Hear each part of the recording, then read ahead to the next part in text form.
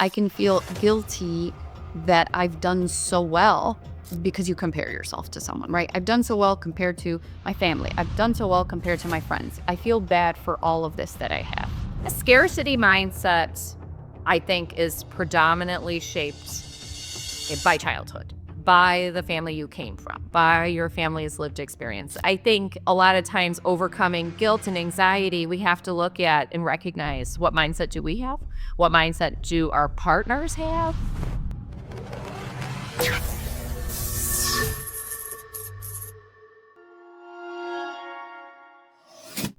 Welcome to Express Yourself podcast. I'm your host, Vanessa Martinez. And I'm Lauren Genuardi, and we are coming to you to answer some questions that have been sent in. We will try to combine these questions that are typically very financial based into real life stories of either experiences with the families that we work with or our own personal. Today's question is overcoming financial guilt and anxiety. Yes. That is quite difficult. It's a lot. That's a lot to take on. So, Vanessa, how do we start to tackle this question?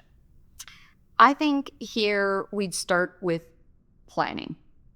I mean, almost everything goes back to, yes, I was going to say, all those back. I think any question anybody sends it, my answer is going to be plain. But in this case, it's deciding, okay, if guilt is what's holding me back on not knowing what to do next.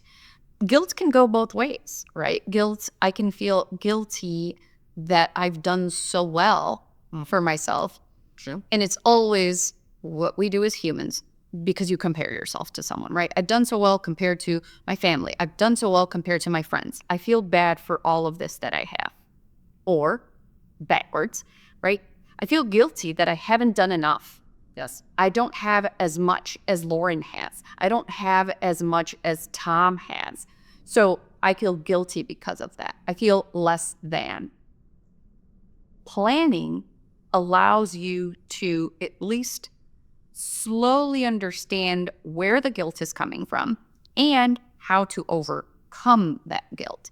Because if you've built out a plan for yourself and you have these goals and it says, okay, I've decided that by XYZ, I'll have changed my job. I will make sure that I have saved for this and purchased a house and whatever your plans are. And you're clicking off those boxes, then it should be a sense of accomplishment instead of the guilt. Yes. You have to reframe it. Yes. And it's the same for anxiety.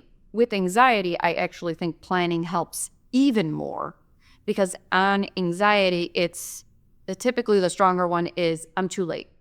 Yes. Too late. Yeah, I didn't make it. Too little, too late. Yes, always. I think most people come into planning with that fear. I messed this up already. Before you even start the plan, they're telling you, I have messed this up. And it's like, let's really look at the numbers. Let's dig in. I think that is always because on social media, on the news, on anything that we look at, it's that scare tactic. Yes. Yes. Right? What is happening to your account? Yeah. Right? Even in that voice. But yes, it's always that scary thing of, oh no, I should have, could have, would have. Yes. If I would have done it then, now I'm living with constant anxiety. It's too late for me. I can't do it anymore. Yes. That's the first thing I tell clients. I'm like, we don't play the shoulda, woulda, coulda game. Yep. Don't do it. We're not going to do it. We don't beat ourselves up. We don't look backwards. We look at what we can control now, and we look ahead to the future. That's it. And I think as much as anxiety, the majority of people might feel my anxiety comes more from too late, there's also the other side of anxiety, which is I have done so well. Am I doing enough to help others? Right? What else can I do? I need to do more. I need to do more. Then you're putting that burden on yourself that you haven't done enough. Yes. But again, if we go back to our wonderful planning tool, if we want to give more, if we want to share more, then that should be in our plan, right? If I'm telling myself, okay, I want to do an outreach in the community, I want to do something at my church, I want to do something with my friends, right? If I'm in a good position, and when I'm talking about sharing, I'm not necessarily talking about sharing dollars. I think knowledge goes a long way. Yes. Right? It's the whole teach a fisherman or teach a person how to fish instead of giving them the fish. Yes. That's where I'm coming from with this. You can help your friends, your family, do more, be more, if you're the person that's most knowledgeable in whatever that is, in this case, finance. You can help them through that phase. But if you have a planning tool for yourself, I think that helps you know you are doing it. Because too many times when there is that guilt and anxiety from having too much, I'm sure if you had your sheet of paper of everything that you've done, you'd realize you are doing so much for everyone. Yes. Yes. I'm glad you said that. That brings us to mindsets. And sometimes we have to challenge our mindsets and really look deep and say, is this valid? Is this real? And so a lot of times in finance, you'll hear about different mindsets: scarcity mindset and abundance mindset. Full disclosure, not a therapist. I'll bring in Patty for that episode. But scarcity mindset, I think, is predominantly shaped by childhood, by the family you came from, by your family's lived experiences, where whatever you have is never enough. There's always someone, something that can take it away. You could have $3 million in the bank, and if you spend $500, oh my gosh, we're spiraling towards, the bottom. That's one mindset that's really scared and motivated by fear and views money as a way to control outcomes, control things, control people. Not always a very healthy way to look at it, but fear is the biggest motivator, I think, in that scarcity mindset.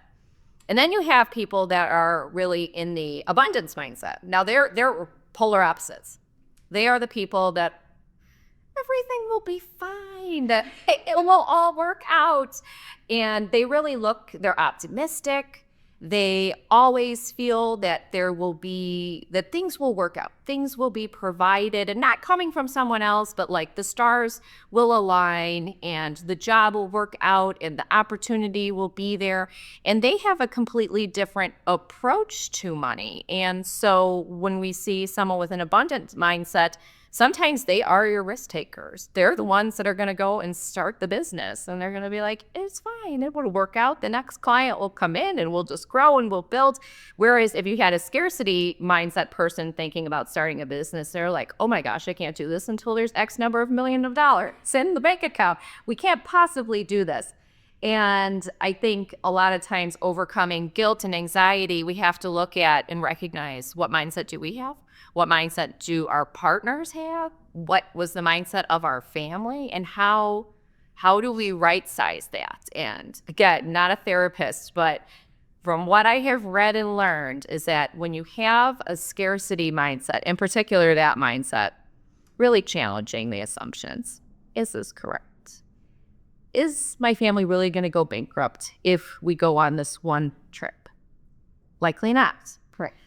Am I going to blow my entire 401k if I allocate a little percentage to whatever kind of thing you want to invest in? Probably not. Really challenging that assumption. Is this correct, or is this just really rooted in fear? I think it's really being prepared to have those conversations and challenge what you're looking at. And it all goes back to the plan. So when you have a scarcity mindset, people come in, the plan can actually be really great and healing almost in a way for them, because now they're seeing, hey, these are my goals. They're written down on paper. And these are all the things that I've been afraid of. And if you have a good planner, the planner's going to work in some of that fear. And it's like, okay, if you really think that the market is going to do X, let's really forecast a negative market for a few years. And let's show you how this could play out. And I think, and I've seen through practice, that the plan actually helps kind of heal some of those wounds, if that makes sense. Yeah. And the reflecting on wealth is beyond the financial piece, I think is very helpful for the mindset. Knowing that there's emotional wealth that you've created throughout the years, as well as intellectual wealth. Yes. Pieces that can't be taken away no matter what. True. So I think that really ties into that combination mindset, right? Yeah. Because I think we need a blend of everything Yes. to balance each other out. But of course, we always tend to lean one way than the other in certain cases because we get nervous. Yeah. But I think understanding that we are wealthy in ourselves because of all the other aspects. I love that. There, yeah, exactly. Various ways to be wealthy, not just money. Yep. So this was quite a challenging question. So thank you for sending it in. Yes. But as Lauren said, we will have our therapist on for the next podcast that dives a little bit deeper into maybe even some tools to help us with guilt and anxiety. So keep sending the questions in.